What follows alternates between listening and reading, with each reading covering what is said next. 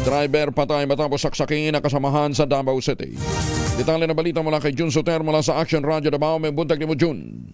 Mayong butang usab Kuyang Angel, patay ang isang 26 anyos na driver matapos saksakin ng kanyang nakaalitan na nakasamahan bandang alas 11:30 ng gabi noong Hulyo 1, 2025 sa Rigner, Tibungco, lungsod ng Davao. Kinilala ang biktima na si alias John, binata at residente ng Rigner, Tibungco, habang ang suspect ay si alias Ed, 29 anyos, nakatira naman sa Kabayan, Tibungco, Davao City. Ayon sa investigasyon ng Bunawan Police Station, naganap ang insidente habang naghihintay ng pasahero si John. Nilapit siya ni Ed at nauwi ito sa mainitang pagtatalo. Sa gitna ng alitan, biglang humugot ng patalim ang suspect at sinaksak si John sa kanang bahagi ng dibdib at tagiliran bago tumakas. Agad ay sinugod ng mga kabag-anak ang biktima sa Southern Philippines Medical Center o SPMC. Ngunit idineklara itong dead on arrival sa tinding posisyon. Patuloy na pinaghahanap ng mga otoridad ang suspect. Paunang investigasyon ay lumalabas na matagal ng alitan ang itinuturong motibo sa krimen. Ito si Jun Suter para sa DZRH. Una sa Pilipinas, una sa Pilipino. Daghang salamat, Jun Soter. May buntag sa mga tigpaminaw nato sa Davao.